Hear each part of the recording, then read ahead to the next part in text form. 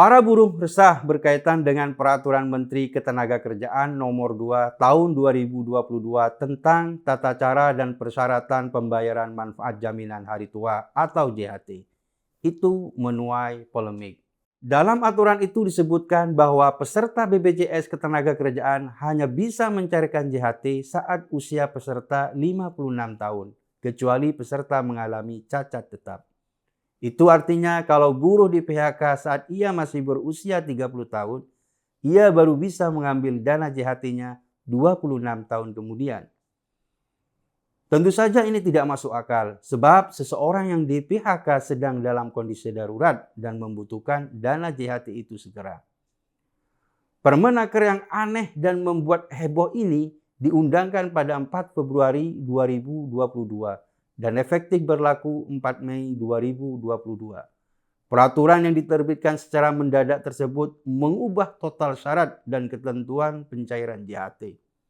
Pada aturan terdahulu, dana pekerja yang ada di dalam program JHT dapat langsung dicairkan 1 bulan setelah tidak bekerja, termasuk di dalamnya ketika pekerja mengundurkan diri. Dalam peraturan terbaru pencairan JHT, peserta memang masih bisa melakukan pencairan sebagian saldo JHT sebanyak 30% untuk kepemilikan rumah atau 10% untuk keperluan lain dengan ketentuan minimal kepesertaan 10 tahun. Sedangkan untuk pencairan saldo JHT secara penuh hanya dapat dilakukan saat peserta mencapai usia 56 tahun, mengalami cacat total yang bersifat tetap atau meninggal dunia. Perubahan peraturan yang menyulitkan para pekerja ini langsung menuai protes dalam skala besar. Para buruh telah merencanakan demonstrasi besar-besaran di beberapa kota di Indonesia dalam rangka menolak peraturan itu. Protes juga dilakukan melalui petisi online. Platform petisi online Change.org mencatat, hingga Senin 14 Februari 2022 sudah lebih dari 350.000 warganet menolak peraturan yang diteken Menteri Tenaga Kerja Ida Fauziah tersebut. Kebijakan yang diambil pemerintah itu dinilai tidak memikirkan nasib masyarakat kecil. Padahal banyak korban PHK yang membutuhkan dana JHT miliknya untuk memenuhi kebutuhan hidup atau memulai usaha setelah berhenti bekerja. Banyak juga pekerja yang di PHK tanpa mendapat pesangon, antara lain karena dipaksa untuk mengundurkan diri dari perusahaan yang sedang dalam kondisi sulit. Sehingga pekerja sangat berharap bisa mencairkan JHT yang menjadi haknya. Asosiasi Serikat Pekerja Indonesia menduga keputusan pemerintah mengubah ketentuan JHT itu karena BPJS Ketenagakerjaan tidak memiliki dana yang cukup dari pengembangan dana peserta. Dugaan itu masuk akal, sebab kebijakan yang diteken secara mendadak itu mengindikasikan ada yang tidak beres dalam pengelolaan dana investasi BPJS Ketenagakerjaan. Tercatat sampai akhir 2021, total dana investasi yang dikelola oleh BP Jam Sostek mencapai 553,5 triliun rupiah.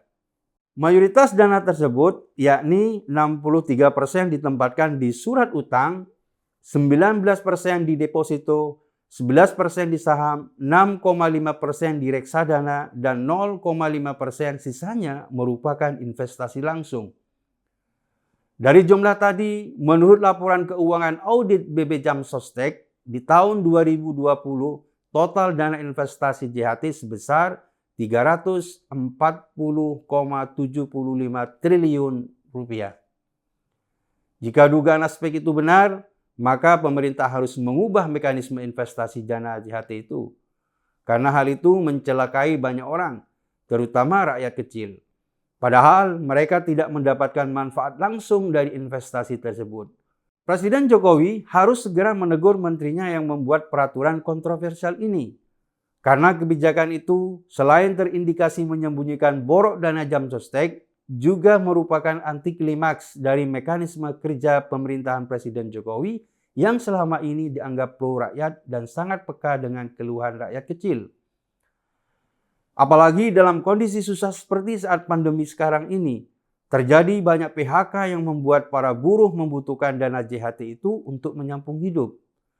Ini adalah pelajaran kesekian kali bagi pemerintah untuk menimbang matang-matang sebuah peraturan sebelum diputuskan. Jangan sampai kemarahan publik ini meluas dan menyebabkan konflik yang lebih besar di tengah masyarakat. Jangan sampai Presiden Jokowi mendapat kesan yang buruk di akhir masa kepemimpinannya karena tidak mampu menertibkan menteri-menteri yang membuat kebijakan liar dan menyusahkan rakyat kecil.